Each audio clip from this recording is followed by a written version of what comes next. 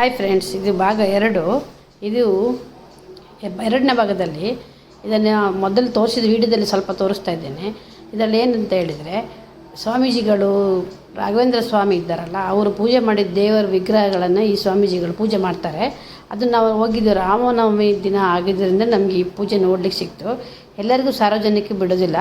ಹೀಗೆ special entry, VIP entry ಎಲ್ಲ ಇರ್ತಾರಲ್ಲ, ಅವರಿಗೆಲ್ಲ ನೋಡ್ಲಿಕ್ಕೆ ಬಿಡ್ತಾರೆ. ಬಾಕಿ ಇದ್ದವರಿಗೆಲ್ಲ ಹೆಚ್ಚಿನವ್ರಿಗೆ ಬಿಡೋದಿಲ್ಲ. ಹಾಗಾಗಿ ಇದನ್ನೊಂದು ವಿಡಿಯೋ ಮಾಡಿ ನಿಮಗೊಂದು ರಾಘವೇಂದ್ರ ಸ್ವಾಮಿ ಮಾಡಿದ್ದು, ಇದು ಪೂಜೆ ಮಾಡಿದ್ದು ವಿಗ್ರಹಗಳನ್ನು, ದೇವರನ್ನು ನಮಗೂ ನೋಡಲಿಕ್ಕೆ ಒಂದು ಅವಕಾಶ ಸಿಗ್ತದಲ್ಲ ಅಂಥೇಳಿ ಅದನ್ನೊಂದು ವಿಡಿಯೋ ಮಾಡಿ ನಿಮಗೆ ತೋರಿಸಿದ್ದೀನಿ. ಇದು ವಿಗ್ರಹಗಳೆಲ್ಲ ನಾನು ಆಲ್ರೆಡಿ ಝೂಮ್ ಮಾಡಿ ತೋರಿಸಿದ್ದೀನಿ ಅಂದ್ಕೊಂಡಿದ್ದೀನಿ. ಇಲ್ಲ ತೋರಿಸಿದ್ರೆ ಮುಂದೆ ಬರ್ತದೆ. ಅದು ದೇವರು ಇದ್ದಾರಲ್ಲ, ಆ ದೇವರನ್ನೆಲ್ಲ ಪೂಜೆ ಮಾಡಿ ರಾಮನವಮಿ ಹೊಸ ಒಂದು ಥರ ಪೂಜೆ ಮಾಡೋದು. ಅದಕ್ಕಾಗಿ ಒಂದು ವಿಡಿಯೋ ಮಾಡಿ ನಿಮಗೆ ತೋರಿಸಿದ್ದೀನಿ. ಇದು ನೋಡಿ, ಇದೆಲ್ಲ ವಿಗ್ರಹಗಳು ದೇವರ ಪೂಜೆ ಮಾಡಿ ಅವ್ರು ಬಿಟ್ಟ ದೇವರನ್ನ ಇವರನ್ನು ಕಂಟಿನ್ಯೂ ಮಾಡ್ಕೊಂಡು ಬರೋದಂತೆ.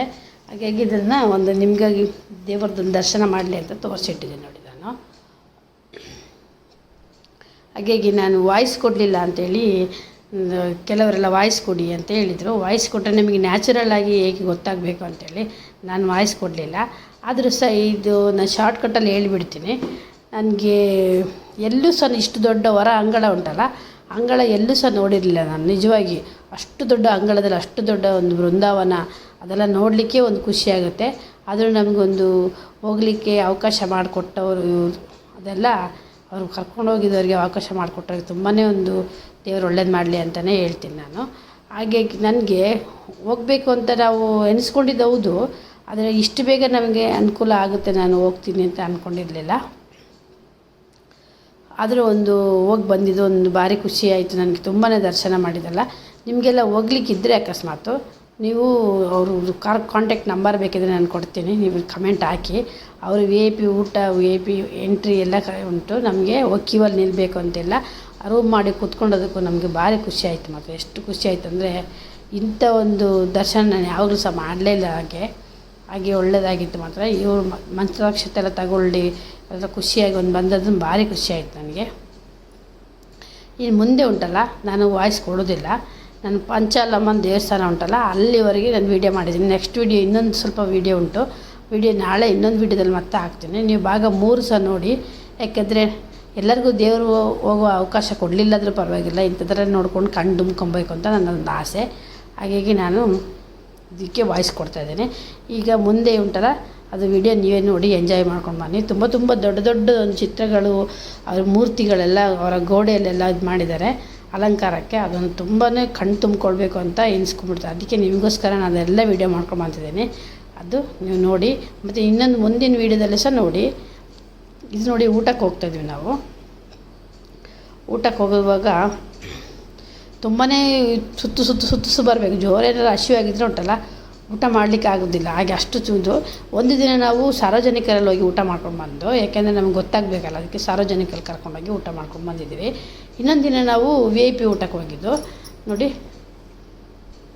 ಇದು ಮೊಬೈಲ್ ಸ್ವಲ್ಪ ತಿರುಗೋಯ್ತು. ಇದು ಹಾಲು, ಊಟದ ಹಾಲು.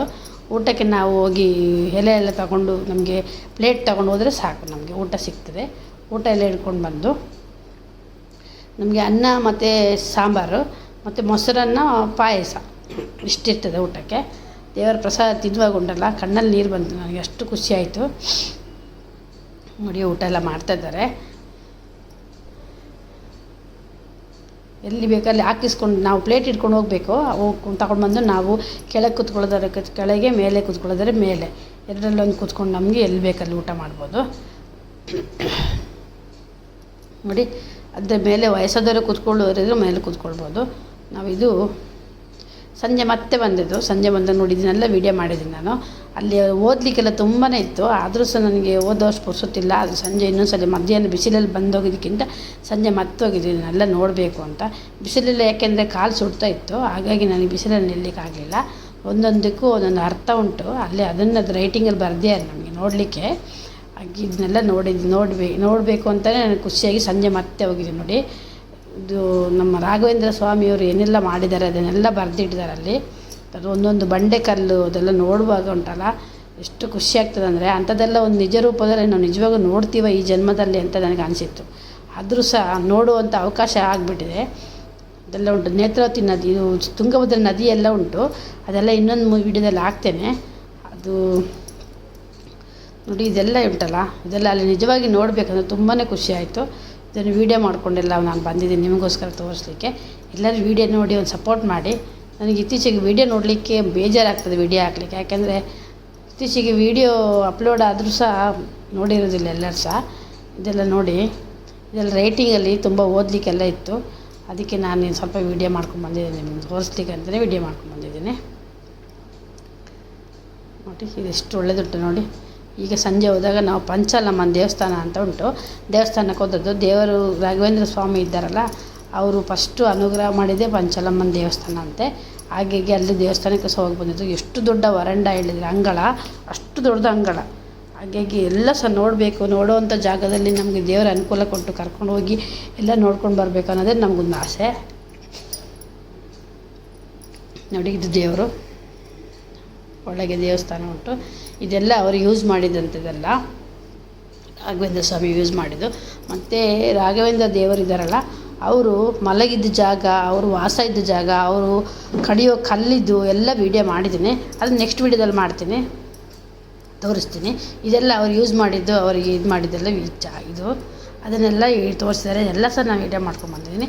ಎಲ್ಲ ನೋಡಿ ಲಾಸ್ಟ್ ಟೈಮ್ ಅಂತ ಅಷ್ಟವರೆಗೆ ನೋಡಿ ನನಗೆ ಸಪೋರ್ಟ್ ಮಾಡಿ. ಮುಂದೆ ವಾಯ್ಸ್ ಕೊಡೋದಿಲ್ಲ, ನೀವು ನೋಡ್ಕೊಂಡು ಬನ್ನಿ ಹಾಗೆ, ಆಯಿತಾ.